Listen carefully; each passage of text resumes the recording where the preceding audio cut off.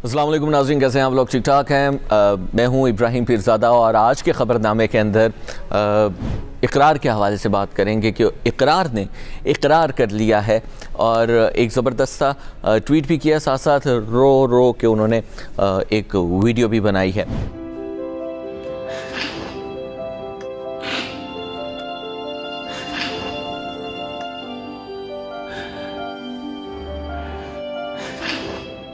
Tweet के अंदर उनका कहना था कि मैं पूरी कौम से माफ़ी मांगता हूँ, मैंने एक ऐसी खातून का साथ दिया जो कि जिसको सरेआम नंगा करने की कोशिश की गई और उनके साथ फिर डील करने जा रही थी। और उनका कहना था कि ऐसा तो कोई जिस्म फ़रोश भी नहीं करता।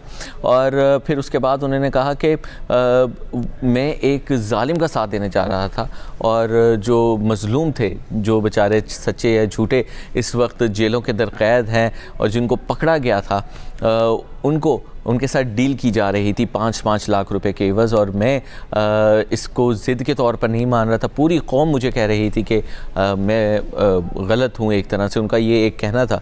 लेकिन पूरी कौम के मना करने के बावजूद मैंने ये स्टेप लिया। ये मेरी अना या ज़िद का मसला नहीं था, बल्कि मैं अल्लाह ताला के हुजूर पेश होते हुए ये नहीं कहना चाह रहा था कि मैंने गलत का साथ दिया। और हाँ, वो एक तरीक़ाकार गलत था, लेकिन जो आयशा कर रही थी वो ज़ालिम करता है जब उसके हाथ में ताकत आती है।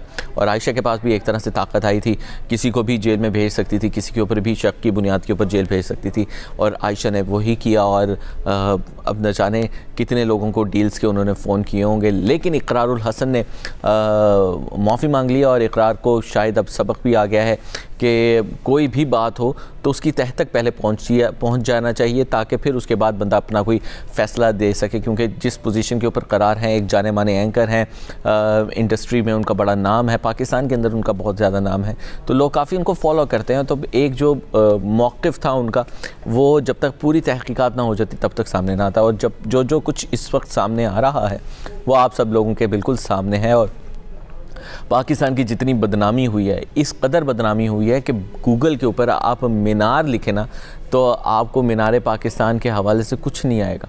वहाँ पे लिखेगा मीनार पाकिस्तान इंसिडेंट, मीनार पाकिस्तान पे आयशा, मीनार पाकिस्तान पे ये, मीनार पाकिस्तान पे वो, यानी कि एक भी पॉजिटिव मैसेज नहीं आता। वरना अब लाहौर में मीनार पाकिस्तान के बारे में लिखे तुम पहले आता होता था गूगल के ऊपर। आप अपना मोबाइल निकाल के अभी चेक कीजिए और उस पर लिखेंगे, गूगल के ऊपर लिखें मीनार पाकिस्तान या मीनार ही खाली लिखते हैं तो वो पूरी एक आ जाएगी, वो स्कैंडल आ जाएगा, वो सब चीज़ें लिखी हुई होंगी।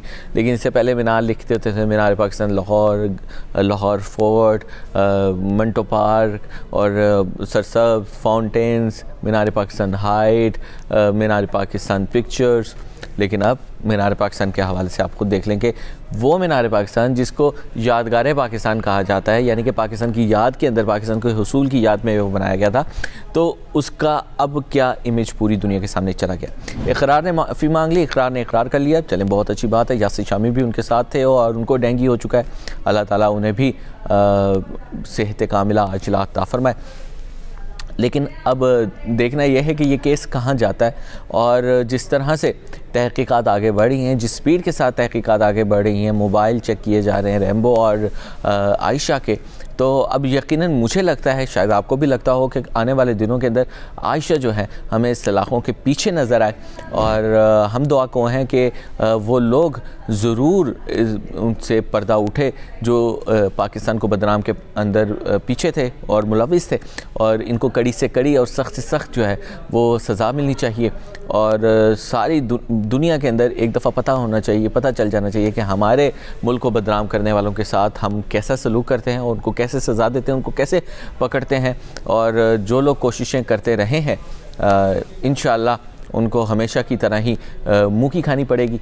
और उनके जो अज़ाइम है वो कभी भी जो नापाक अज़ाइम है वो इस पाक धरती के लिए पूरे नहीं हो पाएंगे। और ये जो नापाक लोग इस पाक ज़रज़मीन पर हैं ये भी ख़त्म हो जाएंगे। और इसका इंशाअल्लाह मुझे आने वाले वक्त के अंदर लग रहा है कि एक बेहतर हमें तहकीकात और एक बेहतर माइंडसेट नज़र आएगा जो लोगों के हवाले से। और लोगों के अंदर बहुत पॉजिटिव माइंडसेट मैंने देखा भी, क्योंकि पूरी कौम ने उसको रद्द किया। उन्होंने आयशा के हवाले से आवाज़ तो उठाई कि ये गलत हुआ मीनार पाक में, लेकिन उन्होंने कहा कि आयशा भी इसमें कसूरवार है।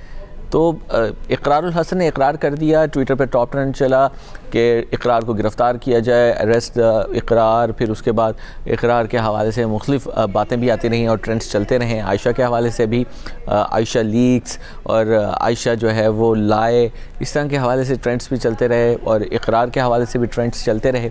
लेकिन अब चूँकि दूध का दूध पानी का पानी होने जा रहा है, सब चीज़ें अलहदा होने जा रही हैं, कच्चा चट्टा खुलने वाला है, तो अब आने वाले वक्त ही में हमें सब कुछ नज़र आ जाएगा। और मैं ख़ुद आयशा को इस वक्त जेलों की सलाखों के पीछे देख रहा हूँ और अब देखना यह है कि आयशा के हवाले से मज़ीद क्या तहक़ीक़ात सामने आती हैं। और मुझे लगता है कि आयशा में भी इसमें जेल में आपको कुछ ही दिन बाद नज़र आए।